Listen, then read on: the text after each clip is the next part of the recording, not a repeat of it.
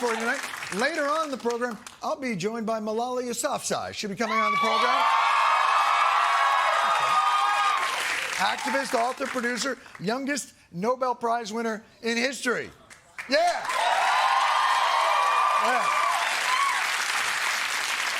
And look at you people out there. She's the youngest Nobel Prize winner here. What are you doing? I'm thinking about maybe getting into writing. I don't know.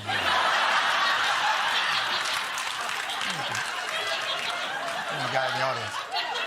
I'll tell you why he wants to be a comedy writer. How do I become a comedy writer? I tell him, and he goes, "Yeah, that might be fun." Seems like a lot of work. I don't know. Let's get into the big story this weekend. FIFA. The World Cup is going to be held in the Americas, the United States, Canada, and Mexico. And there was great suspense around, no, not who would be in this year's group of death or how FIFA would find a way to f*** over Scotland. No. It was who would win FIFA's inaugural Peace Prize. Oh! Because, no, it's inaugural FIFA Peace Prize. Because when I think of one sport that fosters peaceful coexistence, it's the beautiful game. All right? Here we go. Who's it going to be? Please welcome the very first winner of the FIFA Peace Prize, the 45th and 47th President of the United States of America, Mr. Donald J. Trump. Please. Oh my God! Hey, everybody! Oh my God! I'm so surprised.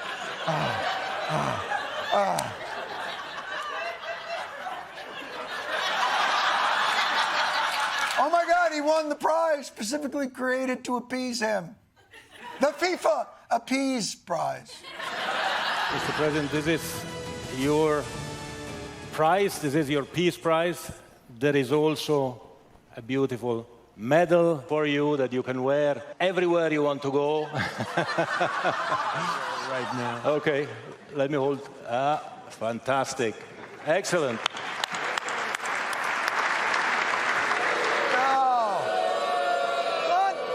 Boo, enjoy that. He's so f***ing weird. Enjoy that. The man just got a made-up Peace Prize, and his first move is... it took all... You know, he's so thirsty, he's not even going to bag it. He's like, nah, just wear it out of the store, no worries. I don't want to say anything. I don't know if you guys got a good look at the trophy.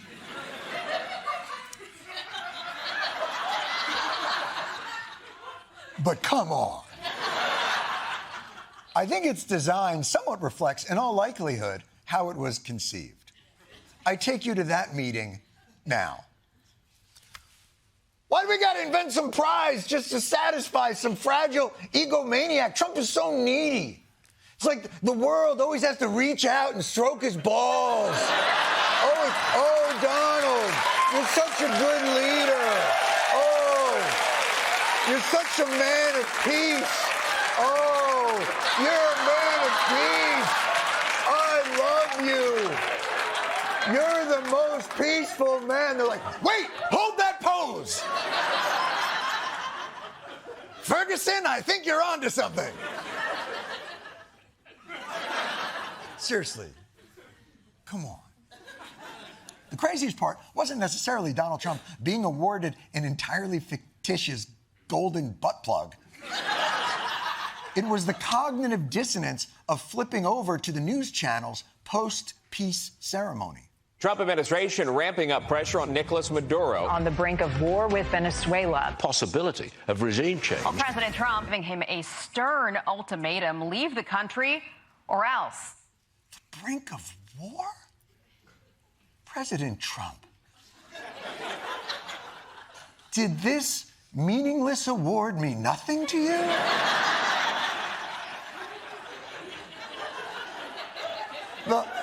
The whole world was tickling your balls. And Trump was like, I enjoy that. Wait, not you, Venezuela. No. By the way, if you think the Trump administration is not serious about Venezuela, they seem to be setting a pretty nice table The Pentagon is surging battleships towards the coast of Venezuela. Roughly 15,000 active duty troops. The largest U.S. show of force in the Caribbean in decades. Well, not including, of course, your friend Stephanie's destination bachelorette party. That is the largest show of force in the Caribbean. You have to come. The T-shirts are already printed. So if you... She had them printed. She's a good friend. So if you think a military buildup and planned regime change is inconsistent with an award-winning man of peace, it's even more baffling when you think about how Trump ran as the non-interventionist, non-regime changey America First candidate, and how the Secretary of War and fake cop stripper at Stephanie's bachelorette party, Pete Hegseth, he laid out those non-interventionist principles explicitly just days ago. The War Department will not be distracted by democracy building, interventionism, undefined wars, regime change, and feckless nation building. To many Americans, invading Venezuela to topple their leaders feels a little intervention-y, which now puts MAGA world in a quandary. MAGA believes in non-foreign intervention, but they also believe in blindly following their leader. How will they square this circle and delicately reassure us that Trump is not like those other intervention presidents? Now, a lot of people are gun-shy after Iraq, and I understand that. Totally get that.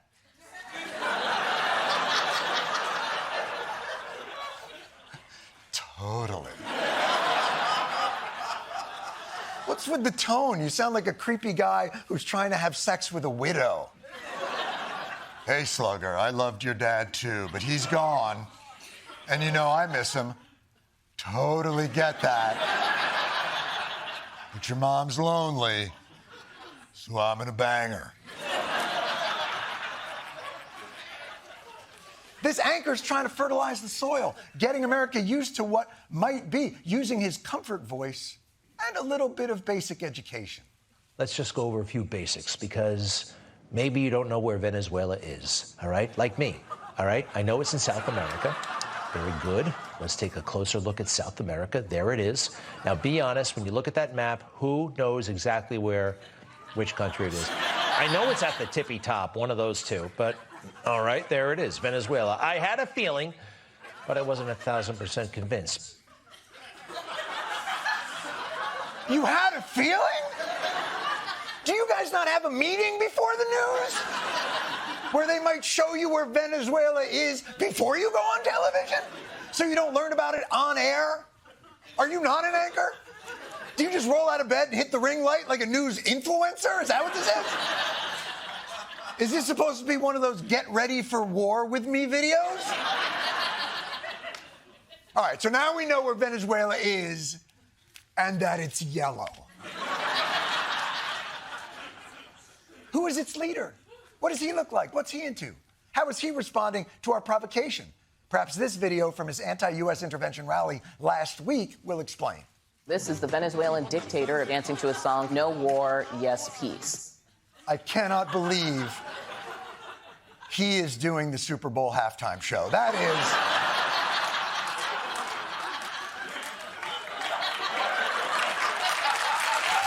My God, Maduro is unleashing the most powerful weapon of all, the power of dance. If Maduro is challenging Trump to a dance battle, we may be in trouble.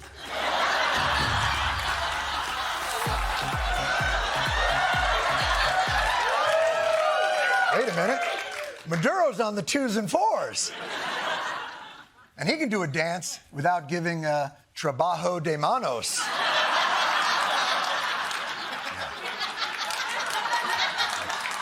You can Google that later. That's a literal translation. I'm sure that's not what they actually call it. I'm sure, like, when you're with a girl or guy, you're not like, how about a trabajo de manos? Like, but I know what MAGA is doing. they're convincing us that Iraq was an entirely different set of circumstances. That country was led by a sword-wielding, mustachioed madman who held an iron grip on his people and his power. Nicolas Maduro is nothing like... Oh, shit. Well, look, I'm sure a lot of leaders use the same sword guy. Superficial coincidence. Same sword, same mustache. I'm sure they wear different hats. It's not a kind of, oh, boy. All right. So the two dictators share a remarkably similar taste in facial hair, body shape, ceremonial sabers, and headgear. It doesn't mean that the pretext for the wars will be the same. That drugged-out dinghy was a floating weapon of mass destruction. Every boat carrying fentanyl and drugs in this country is a weapon of mass destruction. Are you f***ing kidding me right now? You guys have the balls to tell us that the pretext for Iraq was bullshit, and that war was a mistake, and we're not like that. And also, Venezuela has weapons of mass destruction, and we have to stop them. Or is WMD just the new slang? Like, yo, bro, Venezuela's total WMD 6'7", what's up? Like, is that what we're doing? And for those of you who are like, oh my God, I didn't even realize that all the fentanyl in the US comes from Venezuela, that's because it doesn't. Like, almost none of it. Like, none of it. Look, you know what? I didn't want to have to do this. But you have forced my hand. If you're going to bring back early 2000s geopolitics, I'm going to have to bring back early 2000s Daily Show gotcha clips. Because as much as you say war with Venezuela would be so different from Iraq, it seems like you may be using the neocons' sales manual. Like, other than WMDs, why was it so important to take down Saddam Hussein? His regime has an active support for and cooperation with terrorist networks. Terrorist networks. That's the worst kind of networks. Even including Paramount Plus. It's the worst kind of network. Well,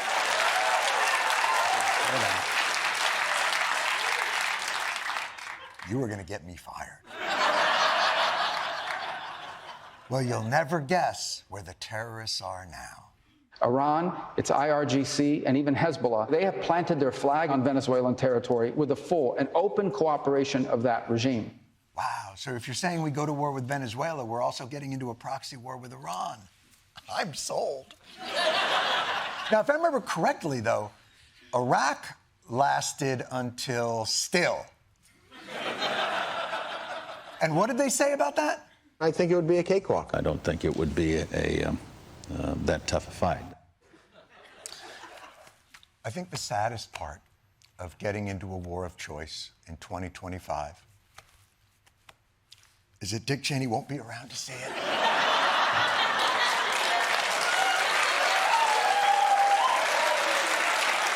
Don't do that! The only solace is I'm sure that he is looking up at us right now. Really proud. Probably some birds picking, you know. But yeah, you know, quick and easy.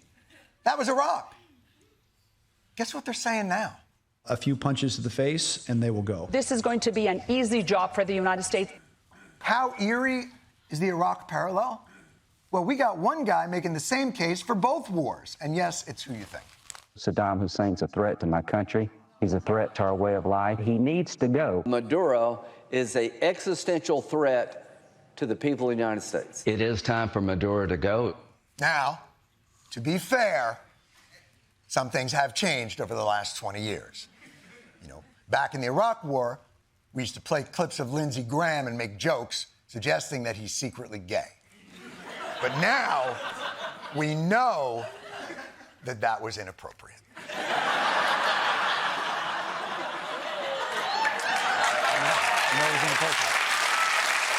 But you know what? You know what? I'm not even going to play it around anymore. It. Hit me with the works. Iraq, Venezuela, go!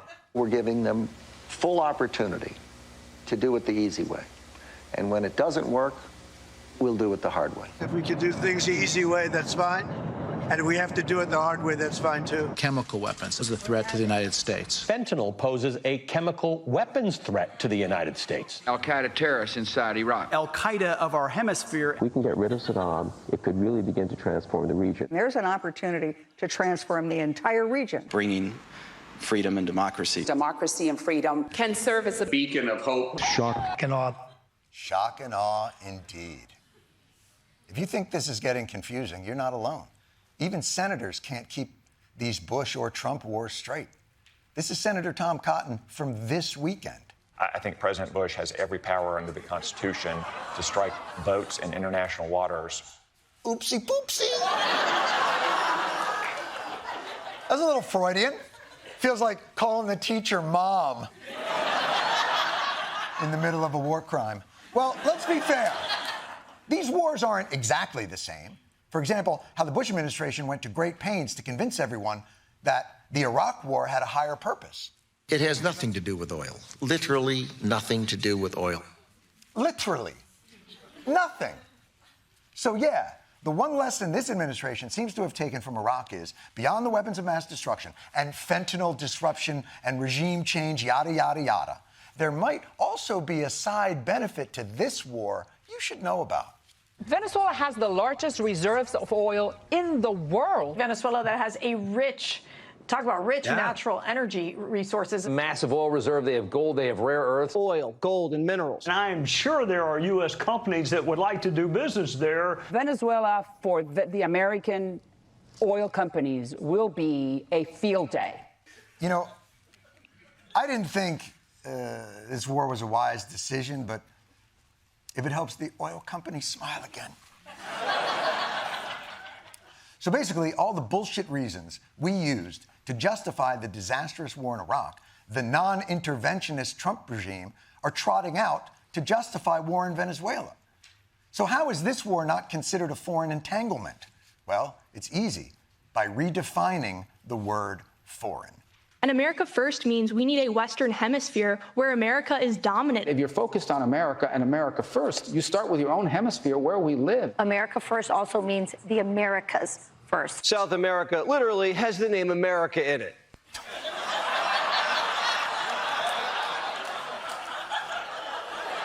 So it's ours. Our name is on it. We own that shit. Don't you get it? America's new foreign policy is basically this. Don't kill people there. Kill them here. In your own time zone. It's classic advice. Shit where you eat. That's the new Trump doctrine. It's not in any way about stable democracies. It's about spheres of influence. Russia can have their sphere of influence, including Ukraine. China can have theirs, and probably Taiwan. And we get South America. America is no longer the shining city on the hill. It is merely just one of the 5 crime families, splitting up the territories. And that's how they like it. But beyond that, it is 2005 all over again. And the main thing...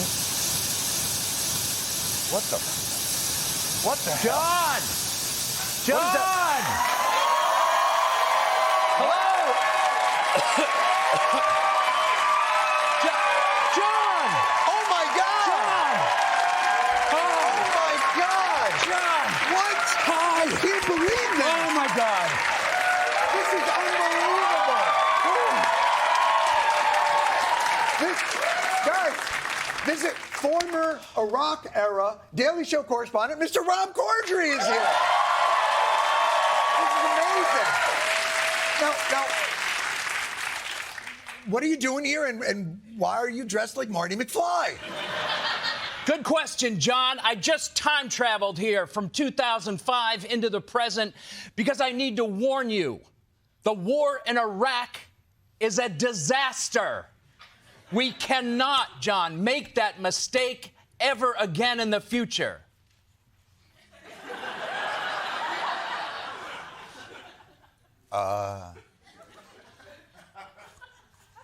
Yeah, we know. We're in the future. We lived through that already. No.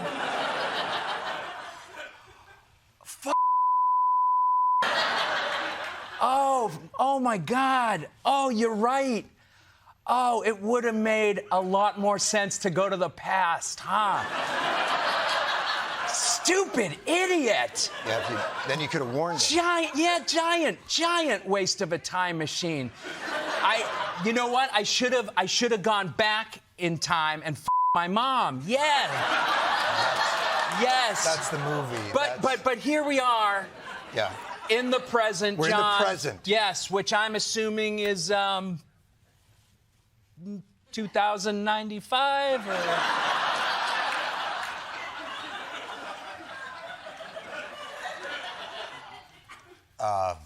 It's 2025. Oh. Yeah, well, you look great. It's been a long 20 years. I could see how you made the mistake, but it's been a long. But you know, man, it's unbelievable to see it. I gotta say, how did you get here? Did you like jump in a hot tub time machine, or is it a hot tub? I'm sorry. What is that now? It's the title of a hit movie that you will eventually star in. Hot tub time machine? Yeah. Jesus. Yeah. Wow. Sounds like my career really went down the toilet, huh?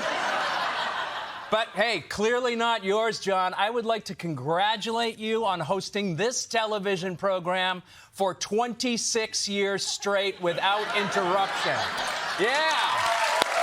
Oh. What a run. I always figured, you'd get antsy and leave to host a less popular version of this very show on a prestigious but little-watched competitor. It was not viewed by many, but at least it was more expensive to make. Look, Rob, I don't think you time traveled all the way here to just talk about my career. No, yeah, I came back to warn you about the Iraq thing, but apparently you still know everything. Anyway, since I'm here, maybe you can update me on some of my favorite people, Absolutely, huh? Okay, hey, how is my comedy idol Bill Cosby doing? America's dad. Not great. Oh, geez. Okay. Now how about my favorite actor, Kevin Spacey? He's fine. He's totally fine. Not great. Wow. Not great, yeah. Wow, okay. All right, how about my favorite reality show, The Apprentice? I mean, that one... that one's still going. That show is a hoot. Yeah, it's not on the air anymore. What? Really? Yeah. What has happened to this place? It's a dystopia.